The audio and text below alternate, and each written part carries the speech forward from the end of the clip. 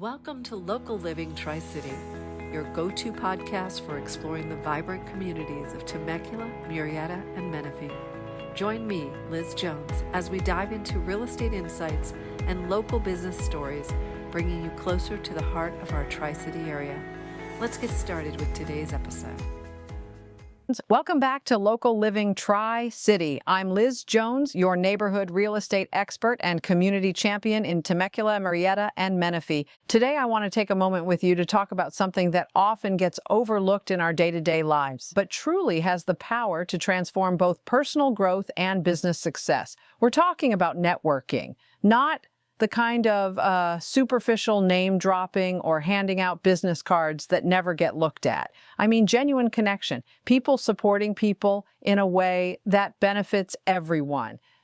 Networking is a bridge. It connects you to mentors, collaborators, clients, and friends. It opens doors that are otherwise closed. It helps you grow faster than you ever could alone, whether you are building a business, exploring a new career, or simply looking to expand your circle. Having strong community and professional connections matters. In this episode, I want to share what works and what doesn't, from the role networking plays in business growth to finding opportunities in both formal events and everyday moments. We'll also talk about how to connect authentically, common mistakes to avoid, and most importantly, why helping others must always be at the center of genuine networking. So take a deep breath, settle in, and let's explore how we can build stronger, more meaningful connections in our Tri-City communities. First, let's talk about how networking supports business growth. Networking is not a magic trick, but it can feel like one when done right. For local business owners and entrepreneurs, networking builds visibility. It helps you discover clients before they even realize they need you. It introduces you to new partners, vendors, or collaborative projects you had not considered before. Imagine you're a real estate agent, a restaurateur, a fitness professional, or someone just starting a side hustle. When you show up consistently in your community at business mixers, local chamber events, charity, fundraisers, you become known. And as people remember you, they refer business to you. They think of you first. It's not just about meeting someone once, it's about being present month after month. Someone from your networking circle might not need what you offer today, but they might know someone who does. That ripple effect is the power of community connection, especially here in the Tri-City area where connections spread quickly and locally. Networking also gives you access to wisdom and advice. When you talk with more experienced professionals, they've already walked the path you're starting. They can offer insights or shortcuts that save you years of trial and error. They can support you when you hit a bump or cheer you on when things are going well. All of that together, visibility, referrals, mentorship, helps accelerate personal and business growth, but it only works when you show up with intention and authenticity.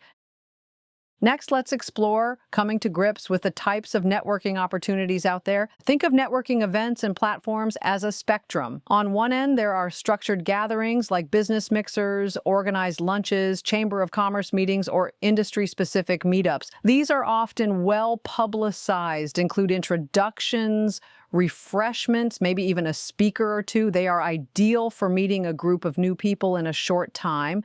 Then there are public community events, charity walks, school fundraisers, neighborhood festivals, book clubs, or volunteer cleanups. While these are not labeled networking events, they are fertile ground for real connection. You get to see what matters to your neighbors, and people see what matters to you. And there are digital platforms, LinkedIn, local social media groups, or private online communities where business and community support happen. In these spaces, sharing advice or celebrating someone else's success can create meaningful visibility and often leads to in-person connection later. The key is to try a blend of settings, maybe attend a local small business brunch one day, volunteer at a garden cleanup another day, and be active in your local online group during the week. Each setting attracts different people and offers different ways to connect. Let's uncover how to make genuine connections beyond simply exchanging contact details. Networking isn't about selling to someone instantly. It's about opening a door to future possibility. When you introduce yourself, leave your card, or add a contact to your phone, the next step is crucial. You follow up. You show interest not just in what someone does, but in who they are. An approach I love is to offer help. Instead of saying, here's what I do, approach it like, I saw that you're involved with that nonprofit. I've supported something similar, and I'd love to learn how I might help. That shifts the dynamic. No expectation, just genuine generosity. Ask thoughtful questions. Ask about someone's motivations, their challenges, or their proudest recent project, and listen. Listen with curiosity. When people feel heard, they remember you warmly. And when you respond later, maybe you send them a relevant article or introduce them to someone, they feel seen. Don't forget consistency. Reconnecting after that initial meeting soon is important. Sending a quick note or grabbing coffee solidifies what you already built. A genuine connection is not a one-time handshake. It's the first line in a conversation you commit to continuing. Now let's talk about some of the most common mistakes people make when networking. One of the biggest is being too transactional. Networking isn't like speed dating. If you walk into a room thinking, what can I get? People feel that energy immediately. It's exhausting for them and leaves no room for trust to grow. Another mistake is failing to follow up. I have met so many great people at events only to never hear from them again. That's a lost opportunity. A simple message, it was a pleasure meeting you. I'd love to buy you a coffee and hear more about your work, goes a long way. Also, underestimating the value of diverse connections can hold you back. Networking only with your own industry or peer group limits your perspective. Sometimes your next best referral or idea comes from someone working in a completely different field. And one final misstep, trying to keep score. If you walk into a networking group and mentally tally how many leads you get, you're using the wrong metric. The real measure of success comes when a month later, someone remembers you as helpful, kind, and trustworthy. That reputation matters more than counting paper leads on the spot. So what lessons do we take away from all this? Networking should always be rooted in relationships, not transactions. If your first thought is how someone can serve your needs rather than how you can serve theirs, you're missing the point. Showing up consistently matters. We all know each other here. Familiarity builds comfort. Trust builds doors. When people see you more than once, they begin to look out for you.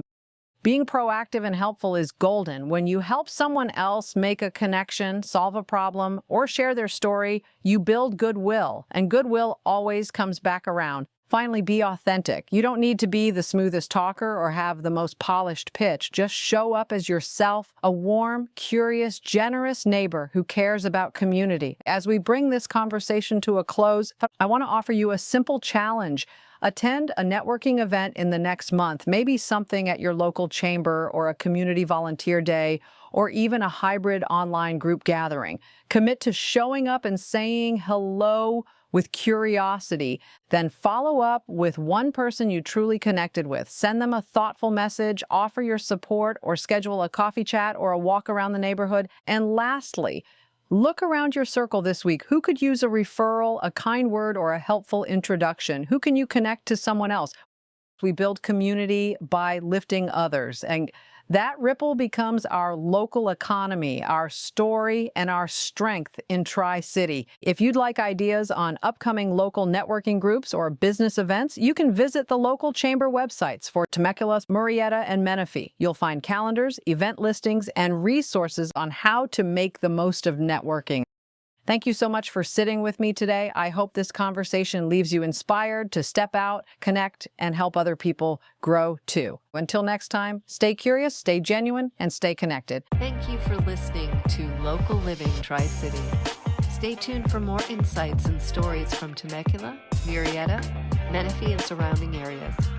Be sure to subscribe, leave a review, and share this episode with a friend that is passionate about the Tri-City area as you are. Goodbye for now, and we'll see you next episode.